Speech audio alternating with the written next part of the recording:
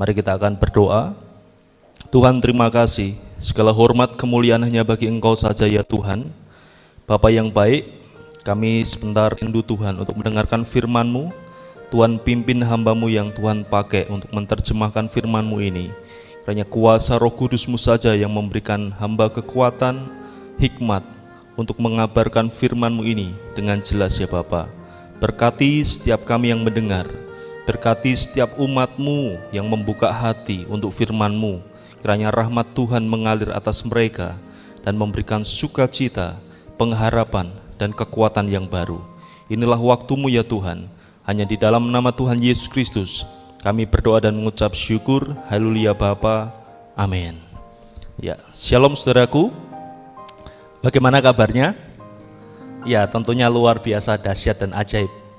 Apapun yang saudara saat ini rasakan, apapun yang saat ini saudara alami, apapun yang saat ini saudara mungkin khawatirkan, percayalah dan tetap katakanlah bahwa kabar saudara luar biasa, dahsyat dan ajaib. Karena perkataan iman kita itulah yang didengar oleh Tuhan dan itu yang akan terjadi di dalam hidup kita. Nah saudaraku, hari-hari ini kita sedang memperingati atau di dalam peringatan kenaikan Kristus Yesus. Ya, kenaikan Yesus Kristus bukan sebuah mitos. Kenaikan Yesus Kristus bukan sebuah cerita belaka, tetapi itu fakta dan itu disaksikan oleh ribuan orang. Ya, agar kita mengerti bahwa pernah terjadi Allah yang adalah pencipta itu turun menjadi manusia dan harus menderita dan bangkit pada hari yang ketiga dan akhirnya dia naik ke surga dan memberikan Roh Kudus-Nya di dalam hidup kita. Ketika kita memperingati Natal, kita melihat kasih Tuhan yang maha ajaib. Allah yang luar biasa kudus, Allah yang luar biasa kaya harus rela untuk menjadi seorang yang miskin. Ya, ketika kita melihat dan memperingati kematian Kristus, kita dapat mengerti bahwa di mana Yesus, di mana Tuhan bukan hanya mengasihi kita, tetapi dia sungguh-sungguh serius untuk menebus kita dari segala dosa kita. Dan saat ini dia naik menunjukkan bahwa dia adalah Allah yang berasal dari surga. Nah saudaraku, ketika kita bicara tentang hal ini, ada sesuatu hal yang lebih dari hal yang natural. Ya, hari ini kita berbicara tentang di mana kasih di atas rata-rata. Ini hal yang supranatural, suprarasional, ya, namun dimiliki oleh orang-orang percaya, khususnya yang mereka yang memiliki roh Tuhan di dalam hidupnya. Sebuah kesaksian di mana menjelang pandemi, ketika saya mengajar di satu tempat di mana Tuhan letakkan, ya, founder dari sekolah ini menceritakan dan memberikan kekuatan untuk setiap guru-guru. Saat menjelang pandemi itu betul-betul masa yang mencekam ya bagi kita semua. Ya, dia harus turun, beliau harus turun dan beliau ketemu dengan beberapa pengajar dan beberapa karyawan, hanya satu untuk memberikan kekuatan berdasarkan firman Allah. Nah, ketika saya mengikuti itu, beliau menceritakan satu hal yang sangat ajaib. Ya, beliau memiliki anak, ya seorang anak gadis misalkan itu, ya beliau memiliki seorang anak angkat yang beliau kasihi, yang beliau betul-betul sayangi. Nah, waktu itu anak ini berpacaran dengan seseorang dan memutuskan untuk menikahi seseorang ini. Dan ternyata orang ini yang dikasih oleh anak Ibu Elizabeth Philip ini, dia terjangkit HIV, saudaraku. Ya. Dan ini mencengangkan dan ini membuat gentar bagi keluarga. Dan bahkan Ibu Elis sendiri mengatakan, betul kamu mau menikah, betul sungguh-sungguh kamu mau menikah dengan dia. Dia sudah kena HIV loh, tidak main-main loh, tidak ada obatnya sampai hari ini. Ya, tetapi dengan tulus, dengan kasih, anak ini mengatakan, ya mami, saya ingin menikahi dia. Nah saudaraku, dari itu Bu Elis ada satu gerakan di dalam hatinya, ada satu kekuatan di dalam hatinya. Ya, kurang lebih mengatakan, kalau memang itu keputusanmu, Mami restui dan percayalah Tuhan akan yang membuat mujizat. Dan akhirnya saudaraku, singkat cerita, Ibu Elis menikahkan anaknya ini ya, dengan iman, dengan keteguhan hati, ya, dan singkat cerita mereka menikah, dan setelah mereka menikah terus menjalani tes kesehatan dan sebagainya, sampai akhirnya saudaraku sekitar 10 tahun dites ulang, mereka dibawa ke luar negeri untuk dites ulang, dan sangat luar biasa sekali bahwa anak Ibu Elis tidak terjangkiti HIV ini, dan ya, mantunya dinyatakan sembuh, dinyatakan bersih dari HIV ini. Nah saudaraku, di dalam ilmu pengetahuan mungkin banyak mengatakan tidak mungkin, ya, tidak mungkin terjadi. Ya, saya memahami kasus HIV yang sembuh di dunia hanya masih ada 1 orang. Ya, itu pun bukan di Indonesia. Ada beberapa jurnal yang mengatakan. Tetapi saya juga percaya saudaraku, banyak kejadian-kejadian yang di luar pengetahuan dari pengetahuan atau ilmu pengetahuan. Ya, saya percaya kuasa Roh Kudus ada yang terekam atau ada yang tidak terekam. Seperti Yohanes katakan, perbuatan Kristus Yesus kalau ditulis semuanya, tidak ada yang bisa untuk mengumpulkan info-info itu, saudaraku. Nah saudaraku, kembali lagi, dari ilustrasi ini, dari cerita ini kita dapat mengerti bahwa kasih yang tulus, kasih yang dahsyat ini sanggup memberikan dampak, sanggup memberikan kuasa yang ajaib, kesembuhan bagi mantu Bu Elis ini. Nah saudaraku, kasih di atas rata-rata itu bukan sebuah target. Kasih di atas rata-rata itu bukan sebuah sasaran di dalam hidup kita. Kasih di atas rata-rata itu adalah sebuah takdir di dalam hidup kita. Saat ini saudara, apapun yang saudara pikirkan, ya, saudara mungkin rasakan, wah ini tema ini terlalu tinggi dan sebagainya. Saya katakan, tema ini memberikan satu kebenaran yang sejati, bahwa kasih di atas rata-rata itu adalah takdir saya dan saudara untuk kita miliki, bukan hanya untuk kita miliki, tetapi untuk kita bagikan bagi semua orang. Nah saudaraku, siapakah kita, orang yang memiliki kasih rata-rata? Kita adalah manusia berdosa. Bagaimana manusia berdosa sanggup memiliki kasih rata-rata? Nah, kuncinya satu, dia harus memiliki pribadi yang di atas rata-rata di dalam hidupnya dan berkuasa atas hidupnya, sehingga manusia yang berdosa tadi dimampukan untuk mengasihi dan memiliki kasih rata-rata ini, di atas rata-rata ini. Nah saudaraku, tentang hal ini, ya, ketika bicara tentang kasih ini, ya, sebelum Yesus naik ke surga, Yesus pernah bertemu oleh satu murid. Ya, murid ini sangat dikasih, tetapi murid ini memiliki karakter yang temperamental luar biasa. Siapakah dia? Mari kita buka Alkitab kita di dalam Yohanes pasal 21. Yohanes pasal yang ke-21, ayat yang ke-15 sampai yang ke-19. Ini yang akan menjadi fondasi pengajaran kita hari ini. Yohanes pasal 21, ayat 15 sampai 19. Judulnya, Gembalakanlah domba-dombaku. Ya, firman Tuhan mengatakan demikian. Sesudah sarapan, Yesus berkata kepada Simon Petrus, Simon anak Yohanes, apakah engkau mengasihi aku lebih daripada mereka ini? Jawab Petrus kepadanya, benar Tuhan, engkau tahu bahwa aku mengasihi engkau. Kata Yesus kepadanya, gembalakanlah domba-dombaku. Kata Yesus pula kepadanya untuk kedua kalinya, Simon anak Yohanes, apakah engkau mengasihi aku? Jawab Petrus kepadanya, benar Tuhan, engkau tahu bahwa aku mengasihi engkau. Kata Yesus kepadanya, gembalakanlah domba-dombaku. Kata Yesus kepadanya untuk ketiga kalinya, Simon anak Yohanes, apakah engkau mengasihi aku? Maka sedih hati Petrus, karena Yesus berkata untuk ketiga kalinya, apakah engkau mengasihi aku?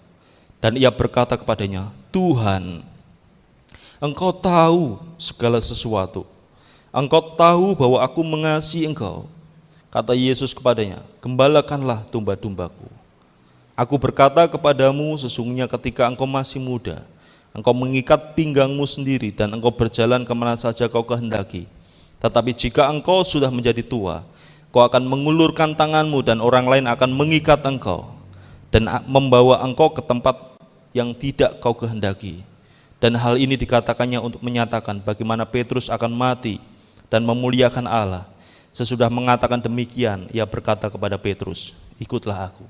Perhatikan saudaraku, ketika kita berbicara, ketika kita memperhatikan, ayat yang ke-15 sampai yang ke-17, ada 3 pertanyaan yang diajukan oleh Tuhan Yesus.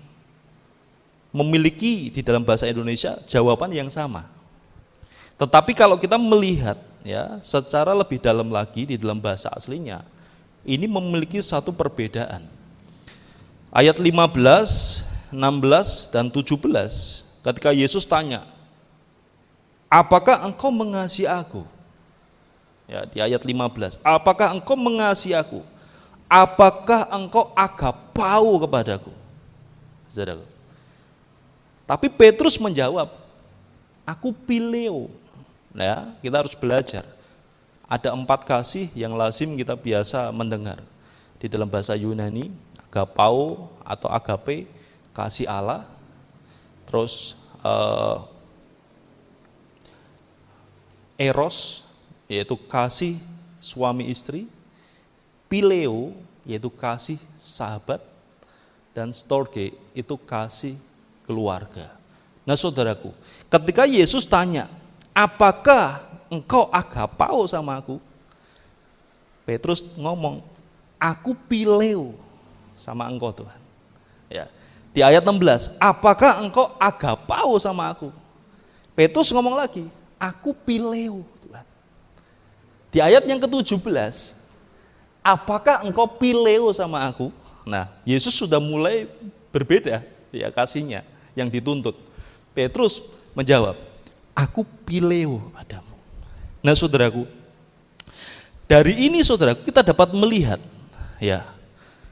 bahwa Tuhan itu menuntut Petrus untuk mengasihi dia secara agapau atau agape. Tetapi Petrus hanya bisa mengasihi Tuhan secara pileo. Saudara nangkep hal ini. Artinya apa saudaraku? 2 ayat 15-16, Yesus menuntut kasih agapau, agape, tapi Petrus hanya bisa pileo. Sampai akhirnya Yesus menurunkan grade-nya menjadi pileo dan Petrus tetap pileo. Nah, di sini kita dapat memahami bahwa Petrus tidak sanggup memenuhi standar yang Yesus minta. Yaitu apa? Kasih agape. Yaitu kasih agapau. Kunci pertama, saudara memiliki kasih rata-rata, yaitu ketika saudara memiliki dan dipenuhi roh Tuhan di dalam hidup saudara. Pak, bagaimana kita mengerti? Coba saudara ingat. Sebelum Yesus mengatakan ini, kalau saudara melihat ayat-ayat sebelumnya, Yesus pernah datang kepada para murid, Shalom atau salam bagimu, dan dia memberikan roh kudusnya di dalam hidupnya. Perhatikan, berarti Petrus memiliki roh kudus di dalam hidupnya. Tetapi kenapa dia tidak bisa mengasihi Kristus secara kasih roh Allah di dalam hidupnya? Ada 2 kemungkinan saudaraku. Saudara nanti bisa memikirkan lebih dalam. Yang pertama, Roh Kudus hadir, hinggap saja, dan Roh Kudus terbang. Atau yang kedua, Roh Kudus hadir, tetapi dia hanya hadir, dia belum memenuhi Petrus. Kapan memenuhinya? Di dalam Kisah Para Rasul pasal yang pertama. Ya. Kalau kita melihat di Kisah Para Rasul pasal yang pertama, di situ kita mengerti momen di mana Roh Tuhan, Roh Kudus memenuhi orang-orang percaya di situ. Salah satunya Petrus. Ya. Di sini dapat sebuah kebenaran yang baru di dalam hidup kita, bahwa orang yang memiliki Roh Tuhan tidak tentu bisa memiliki atau mengimpartasikan kasih ilahi itu di dalam hidupnya. Kenapa? Ketika hidupnya tidak dipenuhi Roh Tuhan di dalam dirinya. Nah, saudaraku, ini kunci yang pertama. Saudara sanggup memiliki kasih di atas rata-rata, mengasihi dengan kasih yang melampaui rasio, kasih yang melampaui alamnya, kasih yang melampaui dunia ini, tanpa saudara memiliki Roh Tuhan dan dipenuhi Roh Tuhan, tidak akan mungkin. Satu-satunya cara bagaimana? Saudara harus memiliki Roh Tuhan dan saudara harus dipenuhi Roh Tuhan sendiri. Ya, beberapa waktu yang lalu kita sudah belajar bagaimana kita dapat memiliki Roh Tuhan. Satu-satunya cara hanya dengan Tuhan, aku membuka hatiku menerima Engkau sebagai Tuhan dan Juru Selamatku, untuk Engkau hadir, memenuhi, dan menjadi Raja dalam hidupku. Dalam nama Yesus, amin. Roh Allah hadir dalam hidupmu. Tetapi ketika Roh Allah hadir ini, ada yang kedua, saudaraku, yaitu dipenuhi. Kuncinya apa dipenuhi ini? Saudara harus menanggalkan rasio saudara. Saudara harus menanggalkan yang namanya ego saudaraku. Saudara harus menanggalkan yang namanya hati yang memberontak. Disinilah kunci dipenuhi Roh Tuhan. Nah, ini yang pertama, saudaraku. Bagaimana kita memiliki kasih yang rata-rata? Satu, kita harus memiliki dan dipenuhi Roh Kudus, yang adalah roh kasih karunia itu di dalam hidup kita. Tidak ada cara yang lain. Yang kedua, saudaraku, kalau kita melihat bagaimana kita dapat memiliki kasih yang rata-rata, seperti pertanyaan Yesus di ayat yang ke-15. Apakah engkau mengasihi aku lebih dari mereka ini? Ini bicara tentang apa, saudara? Ini bicara tentang prioritas. Ya. Kalau yang pertama, bagaimana kita dapat memiliki kasih di atas rata-rata? Yang pertama, ketika kita memiliki Roh Tuhan, dan Roh Tuhan itu memenuhi dan menggerakkan hidup kita. Yang kedua, yaitu apa? Ketika kita memahami prioritas kita mengasihi, yaitu prioritas yang pertama, mengasihi Tuhan, kasih kepada Allah. Ya. Ada beberapa tingkatan prioritas. Yang tertinggi adalah kasih kepada Allah. Yang kedua adalah kasih kepada sesama. Dan yang ketiga adalah kasih kepada diri sendiri. Dan yang keempat adalah kasih kepada alam semesta. Disinilah ada material pasif, ada material non pasif. Ya. Makanya ketika ada orang bunuh-bunuhan, ada orang bertengkar, hanya memperebutkan harta, dia sedang mengasihi pada tingkat yang terendah. Tetapi ketika orang memberikan nyawanya atau berani berkorban untuk orang lain, contoh ini, para medis yang hari-hari ini mereka harus berjuang, mereka mau merelakan dirinya untuk melayani pasien-pasien COVID ini. Ini kasih masih tingkat yang kedua, saudara. Nah, tingkat yang tertinggi yaitu kasih Allah. Nah, bagaimana kita mengasihi Allah? Kita mengasihi Allah dengan diri kita, seluruh hidup kita. Kita persembahkan untuk kemuliaan Tuhan. Nah, memang wujudnya bagaimana? Ketika kita sudah bisa mengasihi Allah secara total, pasti kita bisa mengasihi sesama kita secara total. mengasihi diri kita secara total. Ya, saudara pernah ngerti ya, ada orang-orang yang tidak bisa menerima dirinya. Ada orang-orang yang tidak bisa berdamai dengan dirinya. Kenapa? Karena dia belum bertemu Tuhan. Maka dia tidak bisa menghargai dirinya sendiri. Nah saudaraku, ini yang kedua. Prioritas kasih harus disadari manusia. Manusia berbeda dengan binatang. Binatang akan mengasihi mereka yang memberi makan. Binatang akan mengasihi mereka yang memelihara dia. Tetapi manusia mengerti siapa yang harus dia kasih sesungguhnya, yaitu adalah Tuhan Allah. Nah saudaraku, ini yang kedua. Bukan hanya kita harus memiliki Tuhan dan hidup di dalam ketundukan otoritas Tuhan. Yang kedua, ya, kita harus mengerti prioritas kasih kita kepada Tuhan. Satu-satunya prioritas yang utama yaitu Tuhan Allah. Ketika kita memprioritaskan Tuhan di dalam hidup kita, percayalah, Tuhan akan memelihara keluarga kita. Tuhan akan memelihara hidup kita. Dan Tuhan sendiri akan memelihara seluruh kebutuhan kita. Percayalah itu saudaraku.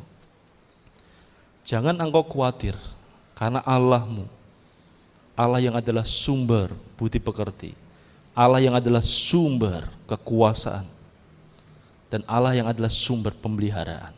Percayalah itu. Ini yang kedua. Dan yang ketiga saudaraku, bagaimana kita memiliki kasih yang di atas rata-rata? Ya, kalau kita melihat di sini, Yesus sedang mengajarkan kepada Petrus secara tersirat.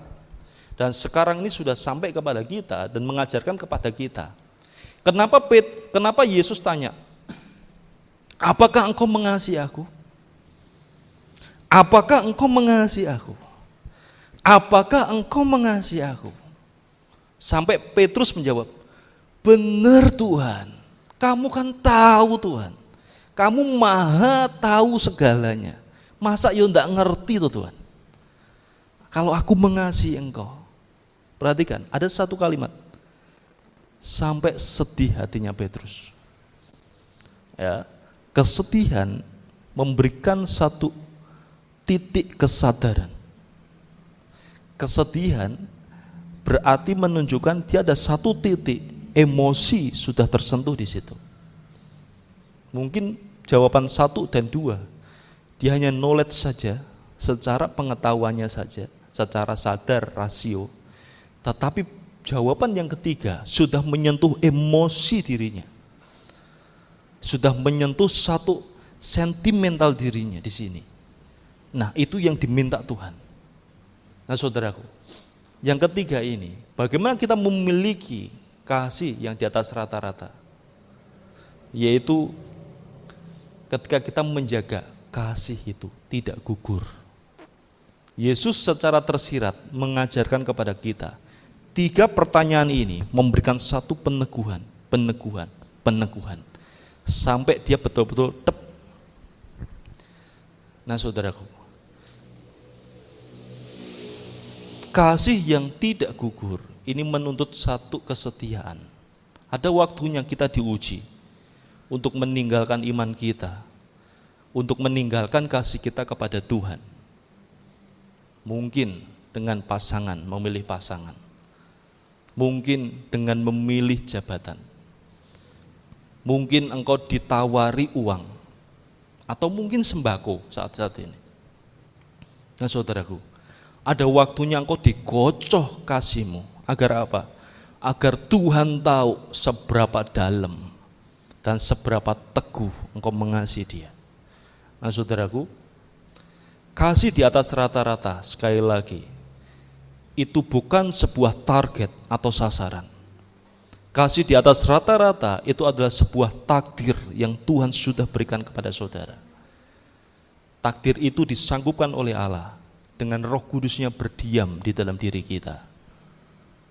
Dan saat ini mari kita tundukkan hati kita di hadapan Tuhan dan izinkan Roh Tuhan memenuhi dan menguasai kita, sehingga hidup kita memiliki hidup dalam ketaatan akan Tuhan. 3 hal ini saya sampaikan kepada saudara, bila menjadi berkat, kekuatan, dan terlebih dasar saudara untuk mengasihi keluarga, orang-orang sekitar saudara, dan terlebih diri saudara sendiri. Mari kita berdoa. Bapa, terima kasih, hamba sudah berhenti berbicara tentang hal ini Tuhan. Berkati apa yang sudah kami dengar. Kuasai ya Tuhan. Tangan Tuhan sendiri yang memberkati dan memberikan kami pengertian-pengertian yang baru dari apa yang sudah hamba-Mu sampaikan ini. Terpujilah nama Tuhan. Bila hormat pujian hanya bagi Tuhan saja, hanya di dalam nama Yesus kami berdoa dan mengucap syukur. Amin.